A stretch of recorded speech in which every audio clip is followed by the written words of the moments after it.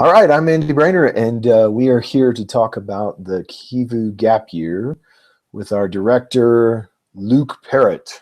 Luke. Hey everyone, good to see Brainer. Yeah, welcome everyone to a little first Q&A conversation about Kivu Gap Year with parents, prospective students, anybody watching live or watching sometime later. We are really excited to just kind of give parents and students that are thinking about the gap year an opportunity to really talk to the people that are running everything behind the scenes here at Kivu. And as the gap year becomes more and more popular, what we've found out is that some people are less asking the question of what is a gap year and more of what does your gap year provide. So to start off here, we'd really like to hear from Andy, the president here at Kivu, to talk a little bit about why this gap year came into fruition and why the need is there for a gap year for a high school graduate or a student all the way up through a sophomore year in college. So Andy, why don't you just tell us a little bit about what you've seen in your work and why this program exists today. Great. So we have been involved in youth work for the last 20 years, and we being my wife and I, and we were noticing a few issues going into the university, and that's sort of the beginning part of the gap year. Jamie, my wife, took a gap year as a college sophomore. She actually went to London in the day before cell phones, and she made it out alive.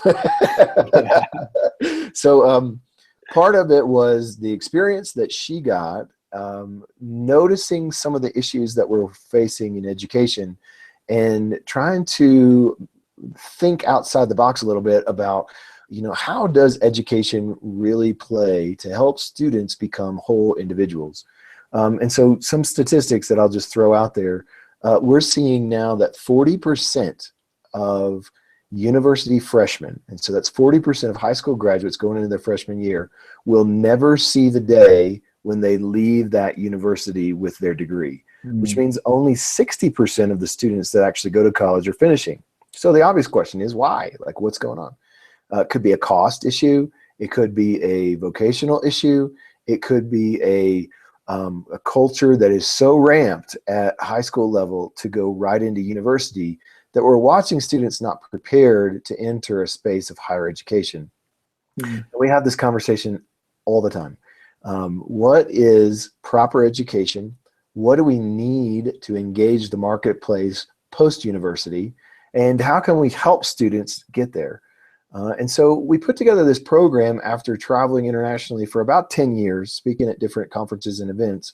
We made connections with high-level leaders around the world, and we just sort of started tossing around the idea, I wonder if part of the reason that students aren't ready to go to the university is that they've spent the last 12 years in a classroom regurgitating information, memorizing facts and figures, but really have no center for, one, who they are, two, how the world really operates, and how to dream, how to think beyond what they've been told is a proper vocation for their gift.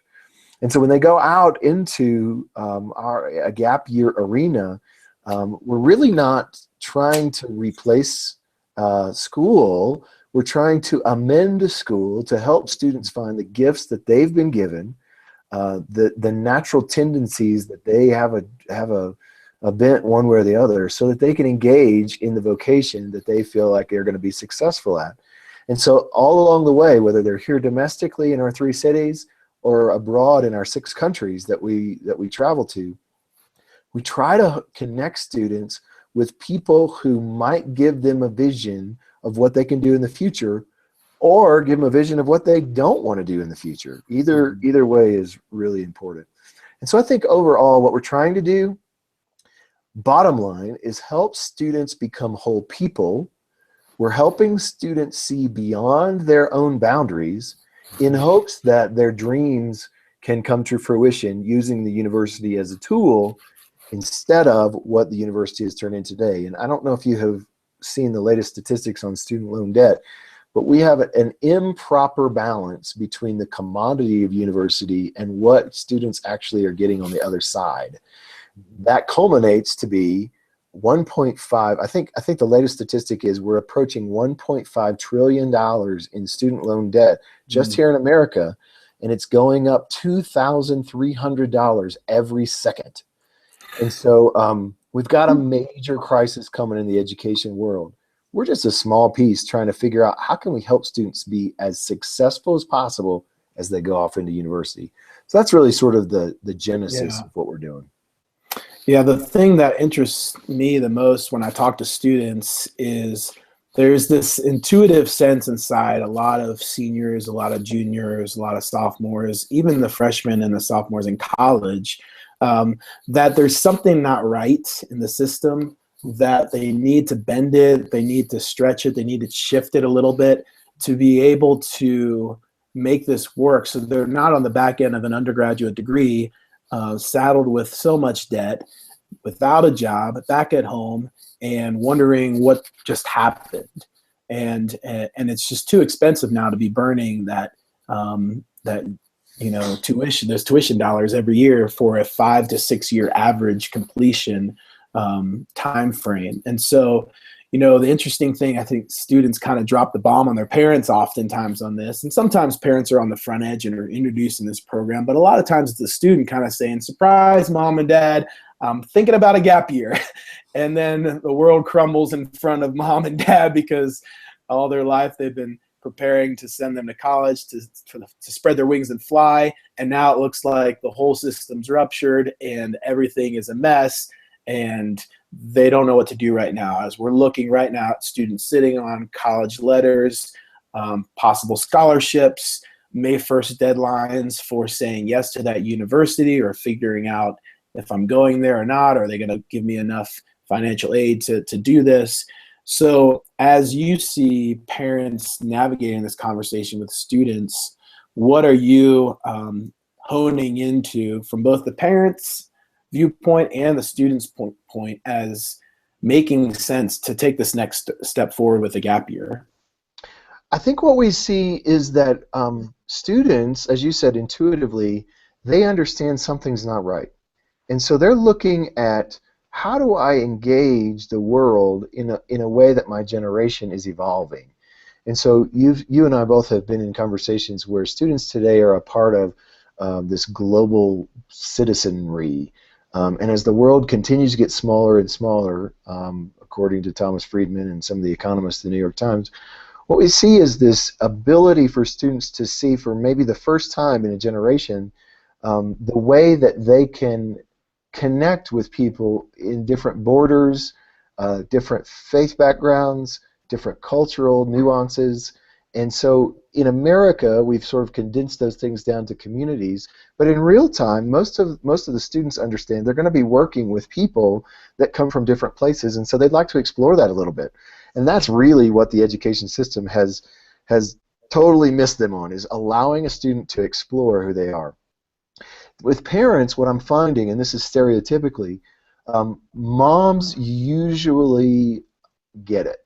Moms usually have a sense about, okay, I can see how my student needs a little more time developing.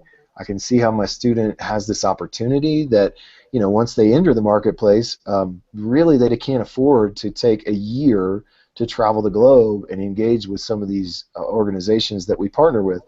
And so 9 times out of 10, the mom is already on board. What I find a more interesting, compelling conversation is the dad conversation. Again, this is stereotypical, but the dad conversation usually comes down to ROI, return on investment. What is my kid going to get out of this, and how can I quantify that to justify it in my mind that this year, this price, this travel the globe thing really makes sense, and it's not just something where they're out playing. And so I try to help dads engage in that whole, create the whole human kind of a conversation. Mm-hmm. We do see graduates from college enabled to get a job because employers are now saying that they got to teach them everything to know anyway. And so unless you're in that professional world, which is like doctors, lawyers, regulated vocations by the government, a lot of the work that students are coming out of college having to do is just simple how do you work? How do you make a list? How do you check the list off? How do you Yeah. engage with your employer so that you can become a value to the company? And that's something that the university is not teaching students. And so we're trying to help students have that preemptive conversation about how can I engage with an organization so that when I get out of college, I don't have to cross that bridge and employers come scrambling for me rather than me having to go scramble for college. Yeah, so the quick question that comes behind that has the last 6 years of us seeing gap year students come through this program has always been, what's the difference between your Kivu gap year graduates, your alumni, and a student that just continues on the path through traditional education, moves into their freshman dorm, and does their 4 or 5 years, whatever it shakes out to be. So this question was kind of egging me on for a while after being a part of launching the gap year, traveling the first year, every step of the way in the shoes of all of our students that took the big leap in 2010 for the first round of this gap year. We had been taking students around the world for several years before that. This was our first time to do a full-fledged gap year program. So I did some research on the last 5 years of our students and just asked them, open-ended interviews and through surveys. I just said, tell us what is it about the Kivu Gap Year that you learned that you maybe couldn't learn anywhere else, or what made the difference?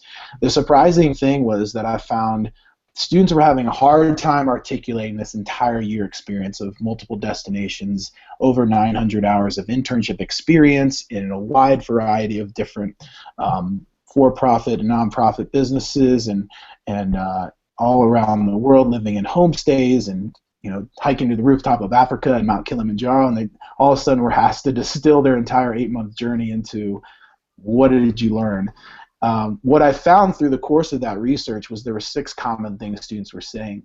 The number one most significant thing that came up was this idea of growing their awareness of themselves and their relationship to the world around them, which for Kivu and being a faith-based organization and Matthew 22 being our mantra to love God and love others, to love your neighbor as yourself, was really inspiring, I think, for us to say, wow, the number one thing that students were saying was I was learning how to love God and love my neighbor as myself. And they're saying this in the context of what's been often referred to now as emotional intelligence, or EQ. Studies are starting to reveal that we need students who are graduating and then getting into the workforce and are able to make decisions, are able to collaborate with others, are able to cooperate and be aware of their own tendencies. And what happens when you have someone, and parents, if you're listening, you're running a business, how many times have you hired somebody who maybe they have the skills through the roof, the degree from the right university, but when you get them in a room with people, all they do is step on everyone's toes. And you're like, wow, if we could just move this mission forward and get these objectives conquered, and if this person had a little bit more skill set to realize how he affects others, how she manages her own self, maybe we could get further down the road here. Well, the number one thing students talked about was understanding who they are. Understanding their passions and their calling was another thing that was top on the list. And we use the word vocation around here a lot at Kivu Gap Year, but we use it in a different sense than maybe it's commonly referred to. You think of vocation, you maybe think of the vocational schools that are out there that are teaching a certain trade, but the word actually rooted in a Latin voice comes from the word calling, or being made in the image of God as we see it here. We are all fashioned in a unique way, and we have to tap into who we are and be aware of how we are wired in order to find out what it is we want to study in college, what it is we want to do, what career path we want to have. And so, some people say, well, what kind of careers do people choose after the Kivu Gap Year? What students were saying was, I narrowed down that path, but what I really found out for myself is who I am, what I'm gifted in, what I'm passionate about, and how that impacts the people around me.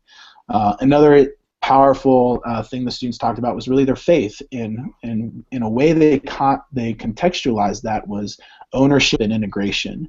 And so, a typical high school student often has a compartmentalized faith where everything is separated from the friends to their church, to their online life, to their whatever. All these different areas are kind of managed independently. but it creates a person that is divided from themselves. So it's really hard to manage your life when you're acting this way in front of these friends, and this way in your house with your family, and this way in your youth group, and this way online. Sometimes you just get it mixed up with who's who and what's what. And we were made to be whole people, and that's kind of the term like Andy used, teaching students how to be a whole person, how their faith is a part of everything that they are. And then ownership is key, because at this stage, there's a phrase that you need to learn if you haven't learned it called emerging adulthood, which is now this growing understanding in social science that we have not just teenagers and adolescents and adulthood, but we have this new frame of mindset called emerging adulthood, where there's time and space to navigate these territories of who am I and what are my gifts, going through a longer stretch of education, doing a lot of different things to prepare themselves to fully come into adulthood. And one of the key questions emerging adults are asking is, who am I? How do I understand who this is as I step forward? And so there's several other areas that popped up. Cultural competence was a critical one for students to learn how to navigate and adapt to new cultural environments. And that's becoming so much more critical today as we open our windows and our worlds to other cultures that are now just down the street from us or right in our workplace with us. And students need to learn how to navigate cultures and understand when they're living in a local homestay family in Rwanda, for instance, how that culture perceives things differently, and learning and needing to adjust to that and be sensitive to those issues. They raised their cultural competence. Another cool area was their perspective on family. It actually, for the most part, the surprising statistics were that it really strengthened the family unit going home. So whatever dissonance there might have been there with, heading off to college or just the rough stages of teenage, life as a junior or senior, it actually helps students process their life and their family and the influence they've had by meeting families around the world and really seeing the value of the nuclear family, the value of even the education that's offered to them in the United States, and how they belong and they connect to their family back home, but also how they're connected to the global humanity around us. We're not so different from each other the moment we all sit down and have a meal together. All of our bellies are empty, and we want to get them full. All of us kind of want to tell a little joke and laugh a little bit together, and beside all the differences, there's a lot of commonality that we have in our humanity. And then lastly was issues of justice and compassion. There's a movement for sure among young people to really be concerned about the things that are happening around the world that aren't right, that you intuitively know this shouldn't be happening. Why are people suffering from starvation? Or what is the deal with this thing called sex trafficking? What is it? There's a lot of big causes and issues that are out there, but what students find when they come to our program and volunteer in different organizations is that they really get to meet people and humanize issues around the world and see it from people that have really dedicated their lives to this work and see what are the best ways to approach these issues and develop a heart and a compassion for those people. As one of our providers of the experience here in Denver likes to say, just fostering for students the heart of God and the eyes of Jesus, and so allowing students to see that from that beautiful standpoint. So there's a lot of different areas that we could talk about, but we do have some families that are here with us, and nice to meet you all. We have just been talking, Andy and I, just giving a brief underlying foundation for why Kivu exists and what we're trying to do here. We also have lots of viewers that may not be actually on this show right now, but are going to watch later, or maybe are currently just watching from a stream. And so we really want to give some time to just dialogue a little bit about questions that parents and students have. So maybe I haven't checked the audio yet to see if you guys are able to come in, but if you'd like to just introduce yourself and just tell us where you're from, and we can just jump in with even any questions that you might have. I'm Annabeth. I'm from Lubbock, Texas. These are my parents, Catherine and Jim Lane. And nice to meet you all. Nice to meet you. Great. So how did you find out about Kivu Gap Year and about the informational session tonight? Because this is the first one of probably several that we'll be doing, but I'm glad you guys jumped on. Yeah, I follow the Facebook page just to see like articles and pictures like posted and stuff, and I saw that. So I am like currently deciding on the program, and I wanted my parents to get a better understanding of what it really was and what it was about. So, yeah. Great. So would you like to throw out some questions that you might have to start us off? Do you have any questions? Do y'all have any to begin? If I'm putting you on the spot, that's okay. We can just keep on talking because Andy and I did make a list of common things that we see parents and students ask that are looking at the program. So we can even just kind of walk through some of those things too, and then you can interject as you like. We definitely wanted to use the first 15 minutes of the platform to just kind of talk to our general audience just about the context. But if that's most helpful for this time, we are happy to do that. Yeah. That sounds great. Great. That's great. Well, I'll probably let Andy start a little bit because we were talking together just about what are the most common things we hear from parents and students as we both field questions. And so a lot of that centers around safety and communication and responsible programming abroad. Why are you going to destinations you're going to? What's happening? So, Andy, as you're talking to a lot of parents, what are you hearing the most as the biggest concern? Of course, you're a father of 5 kids and have one already looking at schools and possible futures. So you're well in tune to this heartbeat as a father. So share with us a little bit about what you're seeing and hearing.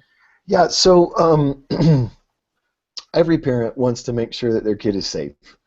And so, this is our most precious thing in life is our children, and we spent 18 years pouring into them, protecting them, setting them up for success, watching them fail, coming around them to make sure that they're all the different dimensions of their life are cared for. And so taking a gap year can sometimes seem like, oh my gosh, my kid's going to travel to a foreign place, and how do I know they're going to be safe? And so just for everybody out there that's watching, one, we don't go anywhere where we don't have already had boots on the ground. And by saying that, I mean, for example, my wife and I got into an adoption circle back in 2005, and we were part of our international connections happened because we wanted to adopt internationally. And so through a course of events, we landed on Rwanda in Africa as the place where we were called to adopt a child from. And so when we went to Rwanda, we were a part of the government formation of the Minister of Family and Gender, got to know all the people involved, we got to know all the orphanages in the area, and we got to know a lot of business leaders in the area, just wondering why would you want to do this? And so as we were helping to write that stuff, the connections that came out of our Rwanda experience were that, hey, this would be a great place to bring students and show them an emerging country in Africa. And so, so as Rwanda has evolved as a part of our program, it's been an interesting play to help parents understand that we're not sending them to the boonies of Africa to figure out their life on their own. We actually partner with people on the ground in every location that are dear friends, trusted partners, and that we've actually been there and walked the same streets that the students are walking. And so that's important. Where we run into conflict often is when the news media picks on a particular region, and then we watch this looped news information over and over and over again that kind of becomes a part of our way that we think about that region. For example, in Rwanda specifically, 2 years ago, we had an outbreak of Ebola in Western Africa. And the students on that current year were going to Rwanda. Well, we've been to Rwanda. We know the people in the healthcare. One of the members on our board helped set up the King Faisal Hospital in downtown Kigali in Rwanda. We were connected with the World Health Organization, and we had partners on the ground. And so we were always talking about, what is the risk here of students going to Africa?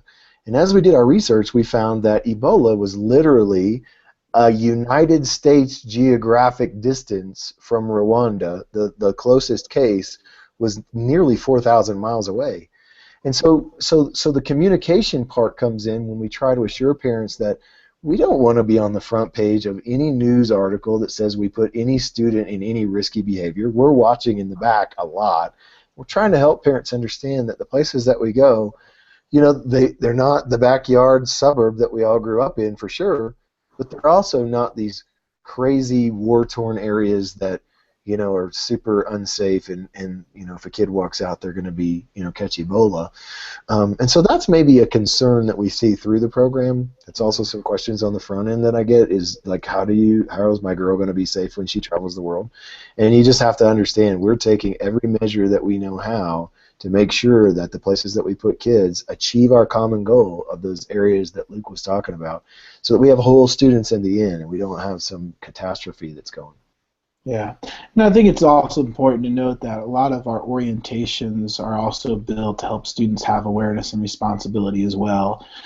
Because anyone that's traveled knows that there is certain etiquette when you're a foreigner in a different country. You're going to be looked at differently, and so at every destination we begin right off the bat with our orientation sessions that are just helping students navigate the culture and the community and saying, here's how things operate, here's how it works, here's what you need to understand about some cultural cues and some ways to understand.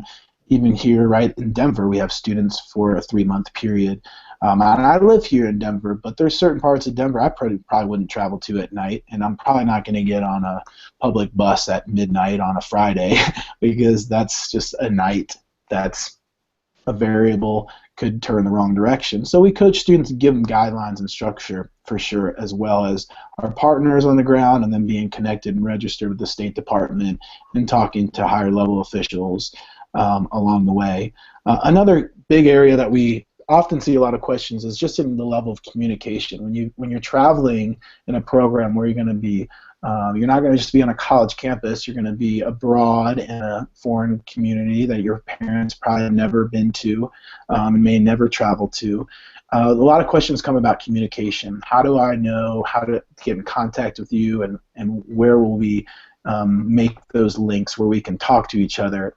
The great thing is that internet is pretty much, well, at least where we go, is pretty much almost high speed and accessible anywhere, whether that be down the street at Internet Cafe, and many times in the students' own residential setups.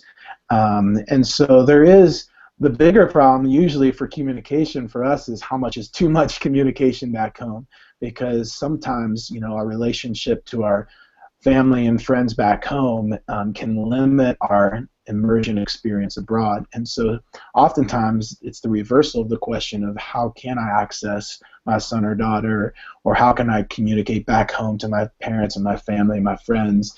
It's actually how much should I be communicating. And because the internet's, to take the example you used from Rwanda, well, the entire country has been lined with fiber optic cable from several years ago. A lot of people don't realize that, and so I video Skype into my field staff all the time to talk a little bit about how they're doing and where they're going, and just like we're doing this video chat here. The great other part of the program is that we give out Friday emails to families straight from headquarters as we're seeing the updates come, as we're talking regularly with our staff and going out in the field with them. We're able to really help coach the students and the staff through the experience themselves. And I think that's the thing that sets us apart from other gap year programs, is that we are offering a facilitated experience where we want you to explore and see a new culture and a new experience, but we also want you to do it in community with other gap year students, and we want you to do it with well-trusted advisors and mentors that are going to say, hey, what did you think about that experience? What did you see there? How does that impact you? Where did your passion come to life? Or where did you find that to be a struggle for you in that internship, and it wasn't what you hoped it would be, or it was everything that you can imagine and dream it would be? Students, we find, needs help processing all that. So we send out Friday emails to the families to say, hey, this is us waving our hands and saying hi from afar, but know that this is what your student's been up to this week, and this is what they're learning, and this is what their new adventure they're about to travel on. And so I think part of the communication piece is really setting up expectations for parents and students about how and when to communicate, because there needs to be a certain level of freedom to go out and explore. And so while we don't have any strict rules on that, we do encourage students and parents to set guidelines together to say, hey, I'm going to go out and do this gap year and experience this, but at the same time, I don't want to go find internet every afternoon to check in and say hi, because that might just exacerbate my homesickness or my ability to even engage here. But the communication piece is actually from us emailing from headquarters on every Friday, from the staff that we have in the field coaching the students, and the ability really to access internet from most parts of the world now has helped limit that a lot. And in fact, most people in this field now of gap year education, we're part of a larger consortium of 40 different gap years. You can look up the American Gap Association and see that they're even accrediting programs like ours with a seal of approval and safety and best practice. The biggest conversation happening in those groups when we head out to those conferences is questions like, hey, how are you guys managing technology and communication back home so that people can have a more full experience while they're in the program? So safety, communication, those are some critical areas that we like to talk about.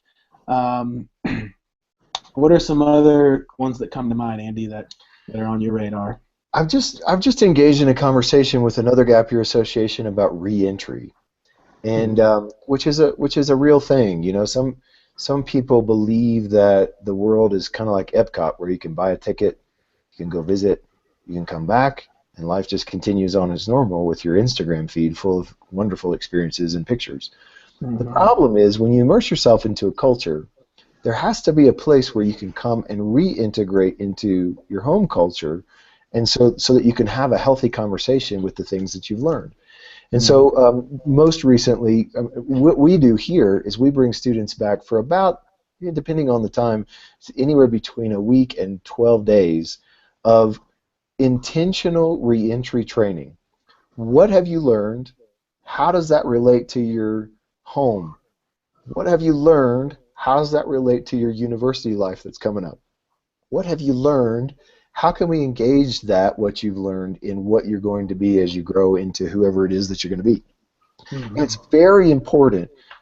There's a lot of gap years that don't do this. It's very important, I believe, that we have a process where we can reintegrate students into a place where, I've heard you say oftentimes, Luke, you can sit down and talk shop with people and kind of understand how to communicate what you've done, communicate who you are. I mean, some of these kids that are going to come back in a few weeks, they don't realize that 900 hours of internship has been served because they've just kind of been living and doing the thing. And so when they come back and they're able to put that into language, present that to maybe a university admissions officer or a scholarship program, and they actually can talk about what they've done and recognize what they've done, what we've seen in a few cases is students are awarded major scholarships. And so I think it's important that we differentiate ourselves in the Kivu Gap Year from other places in saying that we are here to intentionally help students with on-ramps to success, instead of just saying, hey, we're a travel organization and you can go travel the world and see all this stuff.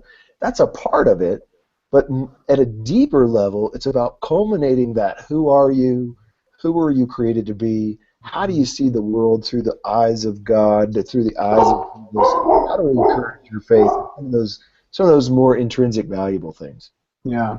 One thing I think a lot of organizations get excited about, especially in the Christian world, of sending their kids to mission trips and going abroad and serving. And oftentimes, the moment we immerse ourselves in other cultures, there's so much that happens inside of us that quickly we realize that this isn't just about me going and doing something, giving to someone else, but there's a whole world of transformation that's happening inside of me.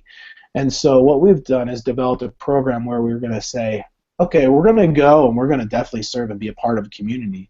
But, you're a gap year student and you're on this short trek, so you're not a long-term solution for them. And you're not going to be here tomorrow when they have certain needs. So your responsibilities are going to be at a level where you can engage and learn about a community and a people group and a function of a work culture, and you can get some tasks done. But a lot of our students get surprised when they engage in this at this level and say, wow, you know, sometimes I feel like I'm not needed here. And we're like, that's good. You need to see that and feel that, so that when you come back to the U.S. and you start to process your experience, you can say, this is what I learned in these organizations. This is what they're doing to address their needs in their community. And this is how I feel like that connects me and my spirit and my heart to what God's wired me to do. And so I love hearing students' stories. Like I like to say, go and talk shop with the deans of your school. Go talk shop with the employers that interview you. Go talk shop when you're in a interview for a big scholarship that's in the line. And they call me and they'll be like, hey, Luke, what do I do? I'm about ready to jump into this interview. I got a great internship coming up this summer, and it's all been provided because they saw my resume from the gap year. And I just say, relax, tell them stories, and talk shop. And the stories that come out are just so unique because of the experiences they've spent. And our students, after you spend that much time in an uncomfortable foreign environment, abroad, traveling, living out of a backpack, learning how to adjust to the culture, living independently, but also having the support structure, our students are not very intimidated by their college officers in the administration department. And so students will oftentimes just have the confidence and the maturity. They know more of who they are. Remember, that's the number one thing they talked about was, I understand who I am, how I'm wired, how I'm gifted, and are able to really just assert themselves in unique setups. And so when our students come back in 2 weeks, we know that their year's not done. We have a lot of pieces of the puzzle to put together for all those students, even though they're in their final 2 weeks of the program. Some things won't just click or come together until they're back together at our cabin, debriefing and walking through, this is what this means for you going forward. This is your international resume that you've built. Here are some ways to talk about the program that are significant that you need to start to raise awareness of. Because if you contact any of our students in the field, and you can go to their blogs and find their emails and just say, hey, how are you? What's it like in Bolivia right now? You can do that, and our students love it. But what's really helpful for them, because they're just kind of in the day-to-day function of this gap year, and it's also amazing to them, but it also feels a bit like a dream. And so the day-to-day can feel a little bit monotonous, but for the students, when they come back, they kind of just wake up to, oh, yeah, this is really a dramatically different experience than what my friends have been living. Or, oh, wow, I didn't realize, Mom and Dad, that you had to, explain this every week in your local community group or coffee with your friends that now I'm living in this foreign country and experiencing these things, while their son or daughter, who also went to college or went to high school with your son or daughter, is describing the college life and what that's like, and the dynamics that are there are sometimes hard for the students to realize are happening around them because they get so comfortable with the uncomfortable environment of the gap year. So yeah, I think it's really critical to understand what happens on the back end of this program for students. The great thing I love to hear students say, and we get emails and messages from students all the time, and we're really dedicated here to build a gap year alumni family where students, once they come through the threshold, through the gates, they can connect now with a whole resource of alumni who've done this program, struggled through it, and really the thing I love to hear students say is just how much they realize this program and experiences continue to unpack with every assignment that's given in college, with every opportunity they've given to write an essay. There's a wealth of stories and knowledge that they are able to impart, on the people around them. And so, if you haven't had a chance to look at our YouTube interviews with Gap Year alumni that Andy has, about 4 posted on this YouTube channel. For Kivu Gap Year, they're really insightful to catch what is it like for a student 6 months or so after they've left the gap year. What are they thinking about when they're back in college, and what are they doing? Those are great interviews to sit through and hear how the students articulate themselves. Do you guys have any thoughts, any questions, anything kind of running we can answer specifically before we jump off? No, you've addressed a lot of my. I mean, she knows my biggest concern is safety. Sure. Yeah. Yeah, just on the kind of the safety front, what kind of insurance is needed? Do students have to get like a supplemental, or does their parents' normal Blue Cross cover them for international, or Yeah, what do that's most a great students do? question. We actually build into the program. The program fees cover their secondary insurance, that's travel insurance for international, so that covers any major cases that they have. And then, yeah, they just functionally come in with whatever they already have, Blue Cross Blue Shield or whatever is there for them, and really we just have that backup there for any big surprises that could happen along the way. And so yeah, that's fully taken care of by the program here. Also, the great thing about the medical side of it is that not only do we get those references of the best medical facilities in country from our international insurance, but we also have local advice from people who live there, who are our friends, who know the best doctors, the best medicine that's around, and so we have really been able to, in every student situation, because at the end of the day, when you travel abroad, we tell this to every student in orientation, you're probably going to get a little bug, a little stomach bug at some point. You're going to eat something funny, and it's not going to feel right. And so students will have, some degree of something to deal with. But the great thing is that we don't go into remote parts of the world where we're going to have to go catch a 2-hour transportation service to find any modern medical attention. What you find is that students are living in big metropolitan cities for the most part, with access to modern medicine at all times.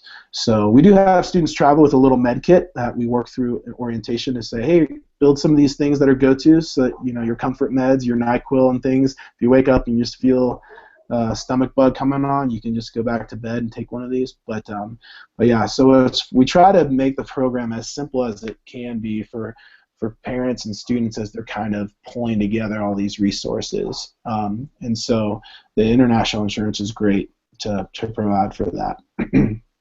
Great, thank you. Yeah, absolutely. And then she's answered a lot of my questions too, but like to defer your acceptances and scholarships and everything, we just probably need to talk to counselors. Yeah, so let me say that a little more clarity there, because that's where I do coach students through individually, because we found that academic institutions are all across the board. I've got some schools that are like, they just do a flip when they get so excited to hear you're going to go on a gap year and defer your enrollment, and they're just ecstatic. In fact, they encourage it. Then you've got these other schools that are on the opposite extreme, and that are like just looking to fill their next class of students. And so anybody who wants to deter from that is just pushing them away from their number one objective, to fill their freshman class. And so they're not going to defer their enrollment. What I usually encourage students to do is, you always go through the college application process in the fall, but in the spring, when you're getting those letters and evaluating that and kind of leveraging things against it, you definitely go to your academic advisors and say, what do you guys think of a gap year? And I'm not talking about just me grabbing a backpack and finding my place around Europe. I'm talking about the structured gap year institution program that's going to give me some learning objectives and some real concrete goals to establish with that. And what you find most of the time, whether they're up for deferment or not, they really are engaged and excited about that. And then I would ask them, because you do need to be careful with scholarship money, to look at the fine line print of all those, to say, what does this look like if I choose a deferment option? Because there are definitely scholarships out there that just put you off the books immediately because they want you to access that money right away. And then the other thing I would say to that as a caveat, regardless of what feedback you get from those academic advisors, is to say, if I do a program like this, what scholarships or ways of applying would then qualify me differently? Because we've had students who've gone on the gap year, then qualified for brand new things, lots of it in the area of community service and cross-cultural engagement and civic engagement, or kind of some service learning. Those are some buzzwords. But when you log 900 hours around the world, all of a sudden those things that you never would have thought to apply for become a huge issue and very much a possibility for students. So a lot of questions, but definitely on the back end of acceptance letters, talking directly to academic advisors about what they're seeing and what they're advising is really critical. And then definitely, obviously, those scholarships have to be carefully maneuvered.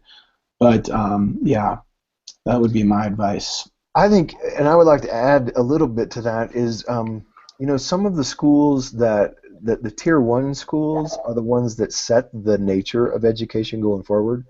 And so if you just look at some of the tier 1 schools now, the Harvards and Yales and Princeton, Dartmouth schools, what you're going to find is that those schools are now encouraging all of their students to take a gap year before they come. And so we really feel as an organization we're on sort of the cusp of a tidal wave where this adoption of gap year is going to trickle down to state institutions and other private schools.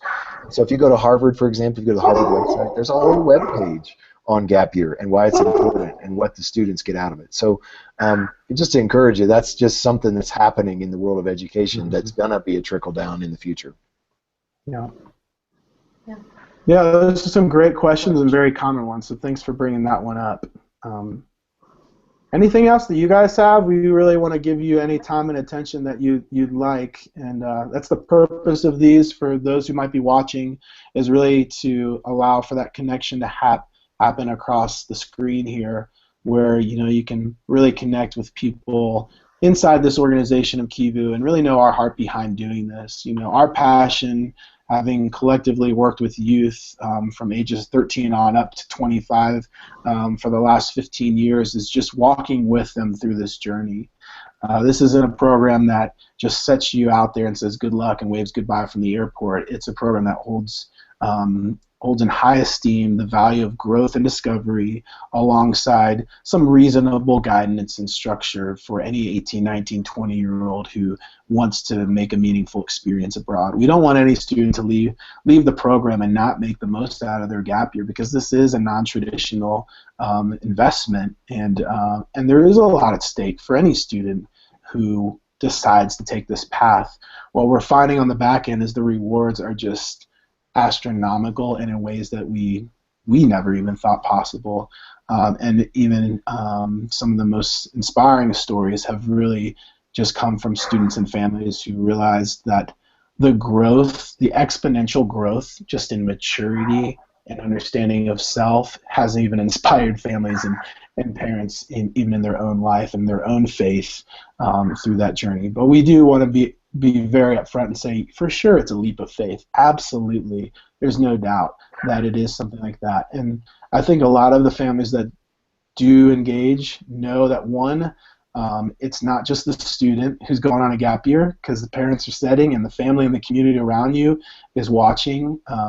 And two, it is a faith journey for everyone to trust God for big things and ask amazing things to be done. And I think just from an internal level and from the experiences they have around the world, we see students really see some of those prayers answered, parents praying all the time, seeing a lot of dreams come to life through the opportunity.